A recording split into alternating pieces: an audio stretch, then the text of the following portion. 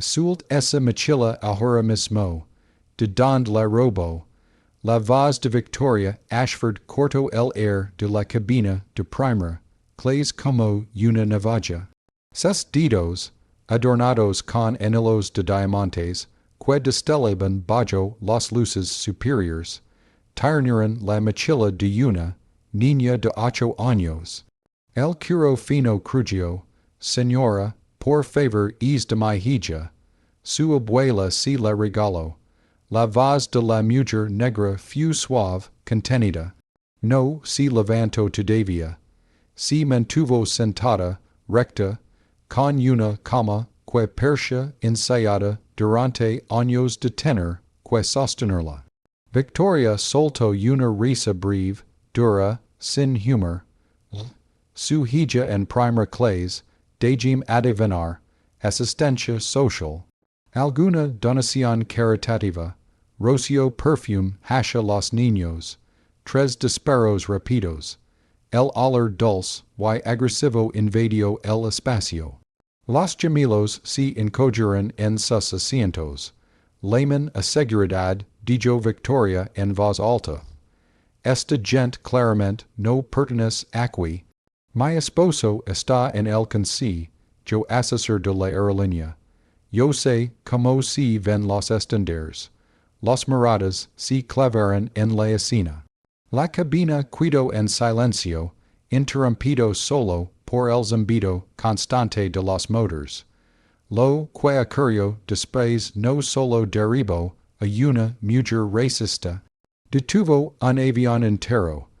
2 horas antes la luz del amanecer lanaba una suite de hotel en el centro de Atlanta. La doctora Simone Taylor cerró el cierre de la maleta rosa de su hija. La tela emitió un sonido suave y continuo. Su hijo estaba tirado en la alfombra, intentando meter un cochecito más en su mochila. Elijah, cariño, llevas 6 autos ahí. Pero la abuela tiene que ver el rollo. Es su favorito. Simón sonrió y colocó el auto en un bolsillo lateral. Eran sus bebés, 8 años, vacaciones de primavera para visitar a su abuela en Los Ángeles. Amara saltaba sobre la cama. Sus trenzas tint inhiben con cuentas de colors. Mamá habrá bocadillos en el avión. She, amor, galetas calientes. Tal vez jugo. El teléfono de Simón vibró. Un mensaje de su asistente.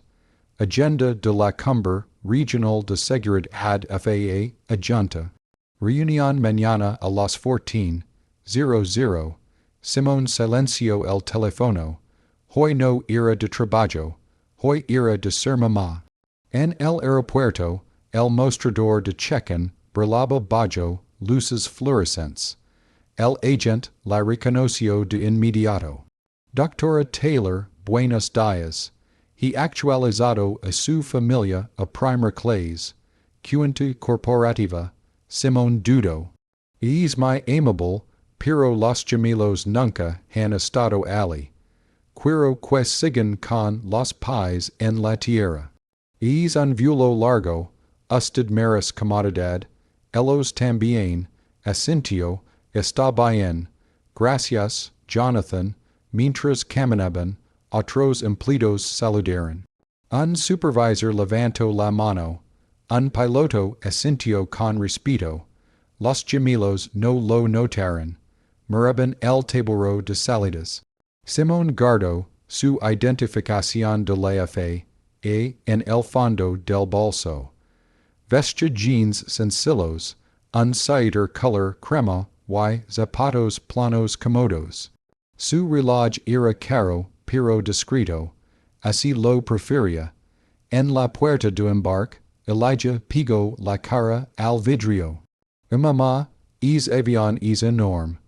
Es el nuestro, cariño. La cabina de primer clase olía a curo y café recién hecho. Música clásica, suave flotaba desde altavoces invisibles. Los asientos eran amplios, color crema, como tronos.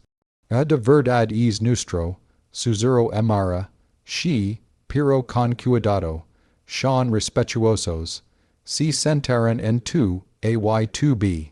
Simón en tu si, al otro lado del pasillo, la azafata, Jessica, trajo tolas calientes, bien venidos a bordo. Decían algo, estamos bien, gracias. Simón abrió su tableta, un correo apercio, protocolos de inmóviles, hacían de vuelos, revisión requerida. Lo cerró, no hoy, los pasajeros siguieron abordando. Un empresario, una perja de ancianos, y luego ella.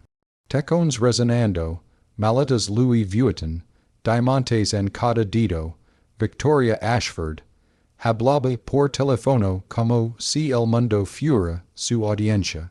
Bradford, ya estoy sabiendo, she, primer clase, obviamente. Dial a Richard gracias por el puesto en el concilio. Se detuvo detrás de los niños. Su expresión cambió. Pensé que esta cabina era exclusiva, susurró a su acompañante. Simón oyó todo, respiró. Había estado sola en salas de juntas, en audiencias del Congreso, en briefings militares. Se inclinó hacia sus hijos, voces bajas, disfrutan el vuelo. El capitán habló por el intercomunicador. El AFA, nos ha autorizado el despegue. El avión comenzó a rodar. 15 minutos después, Amara sacó su libro para colorear. Elijah alineó sus lápices, uno rodo. Disculpe, señora, Victoria lo miró con desprecio. No soy tu servienta. El rostro del niño cayó. Simón se levantó, recuperó el lápiz. Disculpe la molestia. Gracias, susurró Elijah. 20 minutos después, llegaron las galetas. Victoria chasqueó los dedos. Hay un error de asientos. Estos niños no pertenecen aquí. Silencio. Sus validos son validos, dijo Jessica. Victoria se levantó. Mirlos, person de primera clase, Amara empezó a llorar. Simón se puso de pie. Son mis hijos, y como los pago. Caridad, Simón respiró. Pagamos como todos. Victoria señaló la mochila. Donde la robaste, la mano cruzó el límite. No los toque. O que, la cabina se tensó. El purser aperció. Regresa su asiento. No. El capitán fue notificado. Tenemos una perturbación. El avión siguió. Pero el punto de no retorno ya había sido cruzado. El punto de no retorno no ligó con un grito. Ligó con una sonrisa. Victoria Ashford sonreía mientras permanecía de pie en el pasillo, bloqueando el carrito de servicio, los brazos cruzados como si aquel espacio le perteneciera. El murmullo de los pasajeros se transformó en un silencio espeso, expectante. No voy a sentarme, declaró. No hasta que los muevan a clase económica, donde pertenecen. Robert, el sobrecargo, respiró hondo. 30 años volando le habían enseñado a reconocer cuando una situación dejaba de ser incómoda y se volvía peligrosa. Señora, está interfiriendo con las operaciones de la tripulación, dijo con firmeza. Es su última advertencia. Victoria soltó una carcajada aguda. Va a desfiar un avión por mí. Tiene idea de lo que hizo cuesta. Mi esposo hará que lo despiden antes de que toquemos tierra. Simón observó a sus hijos. Amara tenía los hombros encogidos. Elijah apretaba los dientes, intentando ser valiente. Esa imagen se le clavó en el pecho. Nosotros podemos cambiarnos de asiento, dijo Simón en voz baja. Solo quiero que esto termine. Robert Nigo con la cabeza, Doctora Taylor, usted no se mueve, Victoria arqueo los sellos, Doctora Rios, claro, Doctora de que, Sisteria, algún titulo regalado, un murmullo de desaprobación recorrió la cabina. Victoria sacó su teléfono y comenzó a grabar. Mentando para mi abogado anuncio, miren esto. Esto es en lo que se ha convertido primer clase. El teléfono quedó a centímetros del rostro de Amara, humido de lágrimas. Por favor, no, susurró la niña. Guardes teléfono, gritó alguien. Está grabando a menores, pero Victoria no se detuvo. Giro el lent hasha Elijah, hasha Simón, hasha los bolitos. Que todo el mundo lo vi. El capitán habló por el intercomunicador, sin rastro de cortesía. Tripulación, proceden con protocolos de seguridad. Robert habló por radio. Capitán, tenemos agresión verbal continua y negativa a cumplir. Dido respondió la voz. Prepárense para desfaya. Victoria levantó el mentón. Esto es culpa tuya, le dijo a Simón. Tú, y tus hijos. Entonces ocurrió. Victoria dio un paso adelante y empujó a Simón con fuerza. Simón perdió el equilibrio y chocó contra el asiento. Un jadeo colectivo recorrió la cabina. La empujó, gritó alguien. Hizo fue una agresión. Robert ya estaba hablando por radio. Agresión física confirmada. Solicito retorno inmediato. El avión giro. Las luces parpadearon. Las manos se aferraron a los apoyabrazos. Regresamos a Atlanta, anunció el capitán. Incident de seguridad. Los gemidos de frustración llenaron el avión. 80 personas. 80 vidas interrumpidas. Victoria sonrió. Se inclinó hacia su asiento. Tomó su copa de vino tinto. Todavía lina. Es sabe que, dijo con una cama escalofriante. Creo que su hija necesita refrescarse. No, dijo Simón, apenas un susurro. No lo haga. Victoria volcó la copa. El vino cayó sobre la cabeza de Amara como una cascada oscura. Empapó su cabello, su rostro, su camisa blanca. El grito de la niña atravesó la cabina. Un grito de terror puro. Mamá, Elijah se lanzó hacia Victoria. Es mala, déjela en paz. Victoria le agarró el brazo y lo torció. Paquín, yo delincuente escupió. Vieron mi ataco, lo empujó contra el asiento. La cabeza del niño golpeó el respaldo. Simón reaccionó al instante. Abrazó a sus hijos, protegiéndolos con su cuerpo. Acaba de agredir a menores en una aeronave federal dijo. Su voz baja y letal. Hay 80 testigos. Victoria se encogió de hombros. Estaron bien. La tripulación y los pasajeros estelaron. Eso es un crimen. Llaman a la policía. Jessica ligó corriendo con hilo. Cariño, estoy aquí, le dijo a Amara, temblando. Respira. Victoria llamó a su esposo en alta voz. Bradford, estos salvajes me atacaron. La voz masculina respondió con arrogancia. En mi encargo, Simón sacó su teléfono y comenzó a fotografiar. Victoria con la copa. El rostro empapado de Amara. El brazo marcado de Elijah. La etiqueta del equipage. Eso es algo, gritó Victoria. Como grabar a mis hijos, respondió Simón. Todo es evidencia. El avión descendía. Luces rojas y azules se reflejaron en las ventanas. El silencio volvió. Esta vez, definitivo. El avión se detuvo lejos de la terminal, en una zona aislada del aeropuerto. El silencio dentro de la cabina era pasado, casi irrespirable. Solo se oyen los celosos ajagados de Amara, y el zumbido lejano de los motores apagandos. Simón sostenía a sus hijos con ambos brazos. El vino seguía gotando del cabello de su hija hacia el suelo. Elijah tenía el brazo enrojecido, y empezando a tornarse morado con la forma clara de dedos adultos marcados en la piel.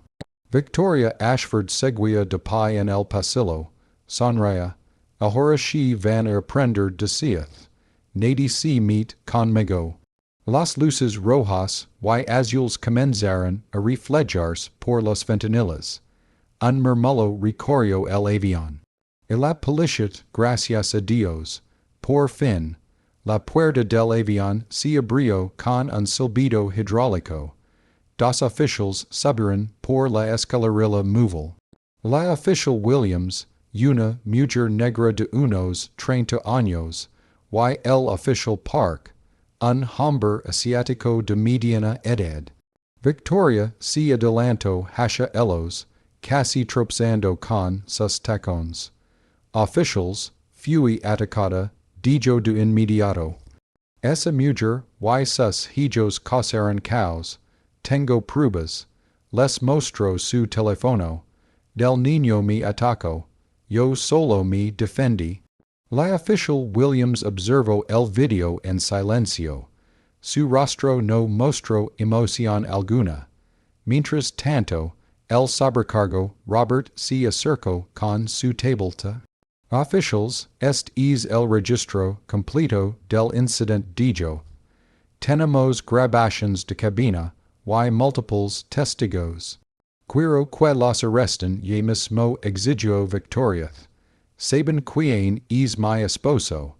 El oficial Park levantó la mano. Es señora, retroceda y espera. Yo soy la víctima. La oficial Williams levantó la mirada del teléfono. Miró a Simón. Se encuentra bien, doctora. Victoria frunció el ceño. Doctora, ¿qué importa eso? El tono de la oficial cambió. Se volvió formal.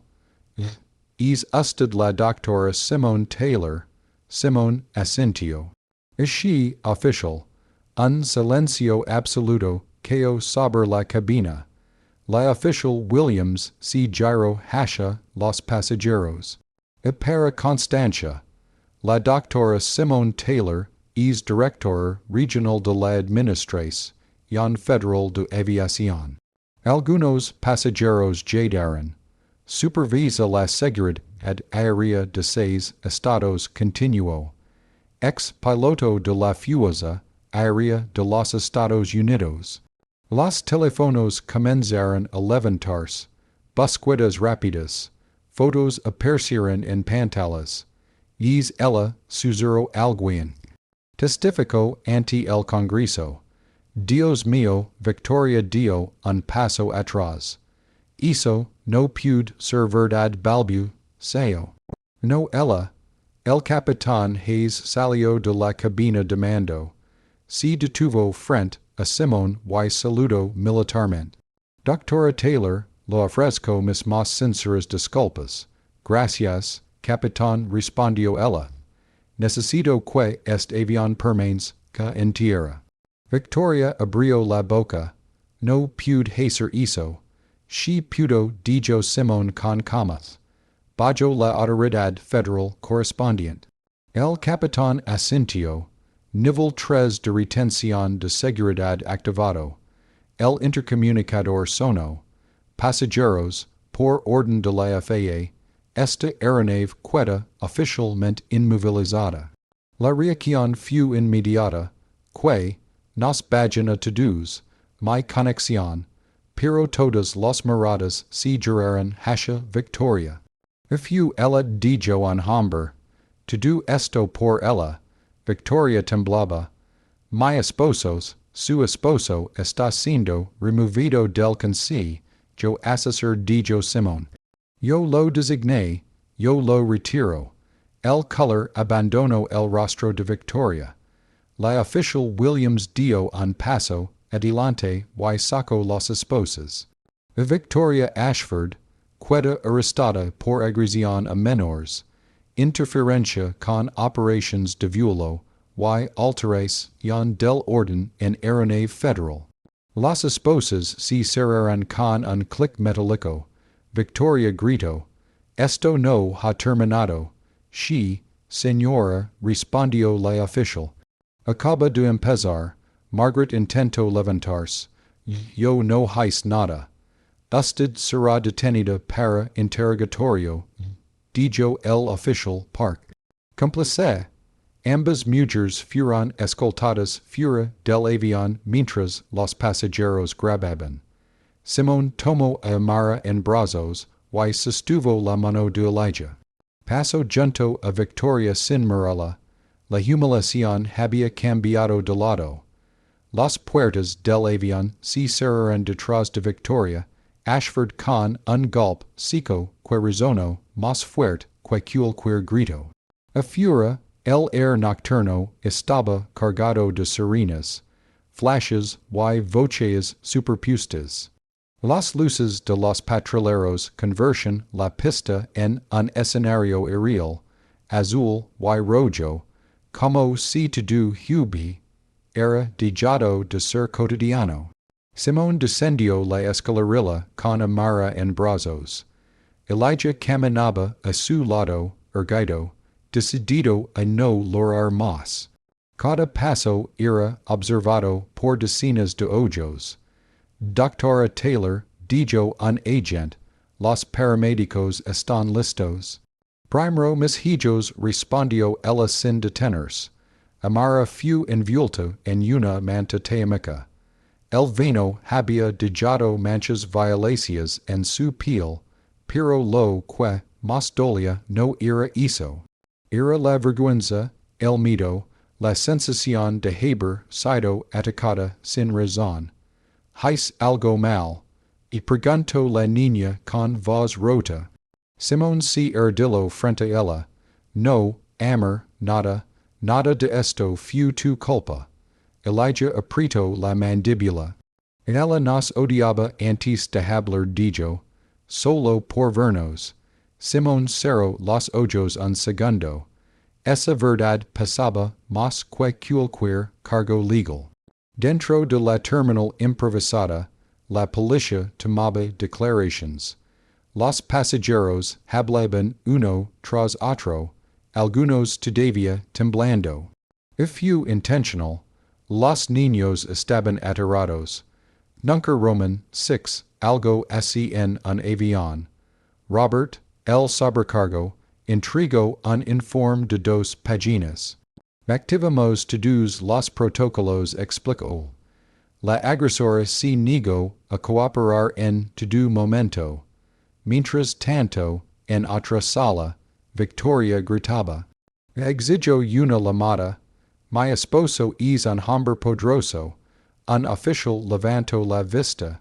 Y la hizo. En una pantalla, un noticiero local transmitía imágenes del arresto. Pasajera arrestada tras ataque a niños en primera clase.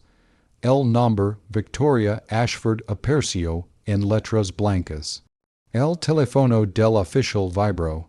Orden de arriba dijo. El señor Ashford acaba de ser removido de todos los cargos consultivos federales.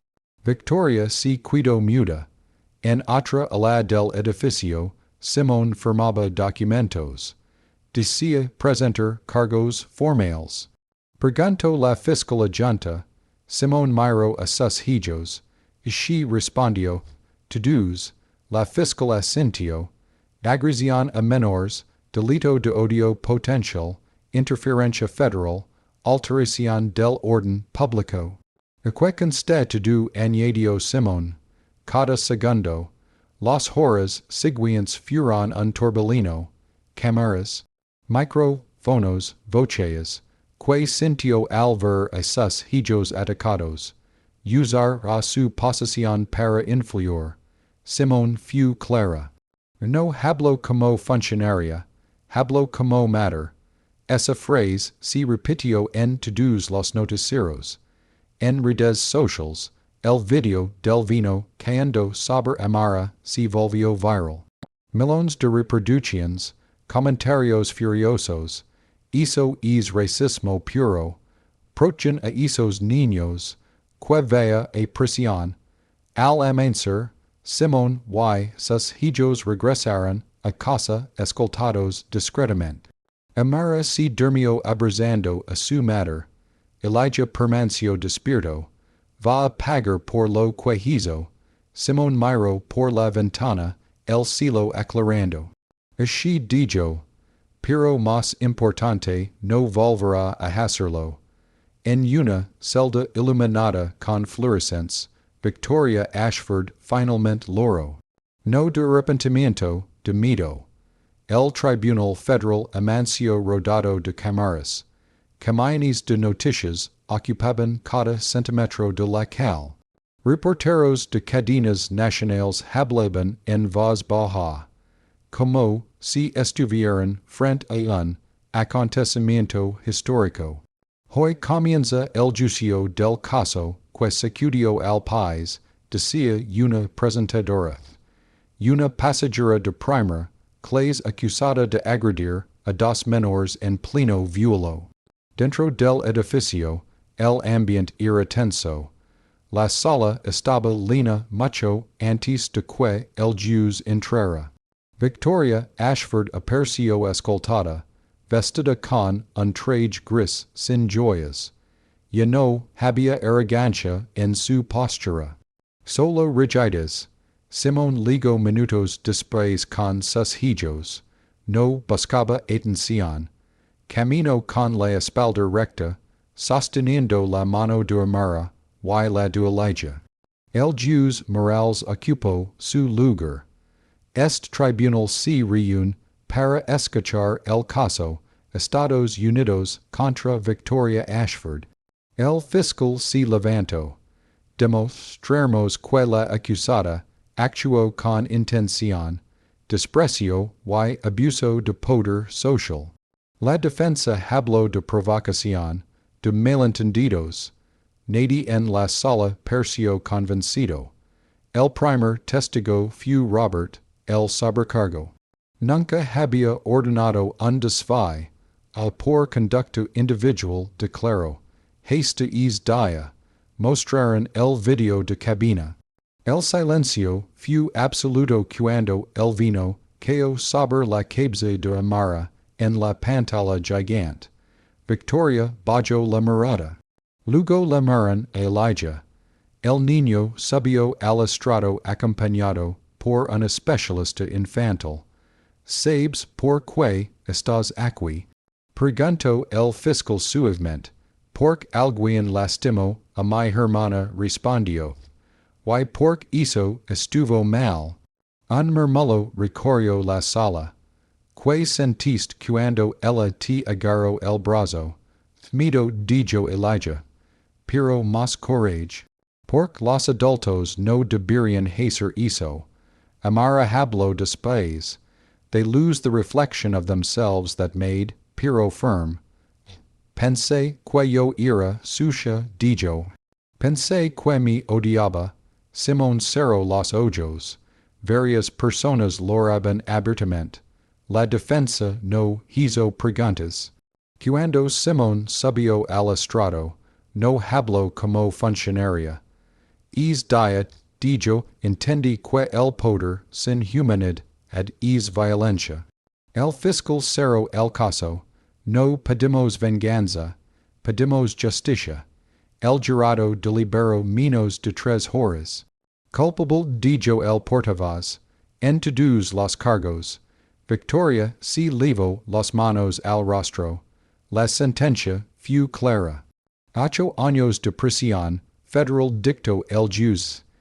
Inhabilitación permanente para ocupar cargos públicos o corporativos.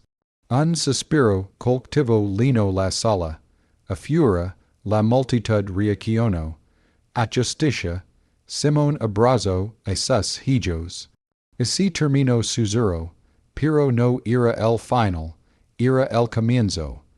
Un año después, el aeropuerto volvió a ser solo un aeropuerto. Las pantallas mostraban salidas y llegadas. Familias caminaban deprisa. Nadie gritaba. Nadie miraba con odio. Simón observó a Amara y Elijah mientras esperaban abordar. Amara lavaba auriculares rosas y tarareaba una canción. Elijah leía un libro de aviación, señalando aviones por la ventana. Es un A350 dijo, más seguro que el anterior. Simón sonrió. Había renunciado a su cargo meses antes del juicio. No por presión, por elección. Ahora lideraba una fundación dedicada a la protección de menores en transporte público. El nombre del programa aparecía en carteles por todo el país. Procher para volar cambios reales se habían implementado. Capacitación obligatoria en discriminación. Protocolos de intervención temprana. Cero tolerancia. Victoria Ashford cumplía condena en una prisión federal. Su apellido había desaparecido de juntas directivas, donations, galas. No hubo entrevistas, no hubo disculpas públicas, solo silencio. Amara ya no temía volar. Una noche, antes de dormir, le preguntó a su madre, ella era mala. Simón pensó un momento, era alguien que eligió hacer daño. Elijah levantó la vista. Why nosotros elegimos no ser como ella? Cuando llamaron al abordaje, Simón tomó las manos de sus hijos. Entraron al avión juntos, primera clase. No por estatus, por dignidad. Simón miró a su alrededor. Nadie los observaba. Nadie susurraba. Solo un viaje más. Solo una familia. El avión despegó. Y esta vez todo estuvo en calma.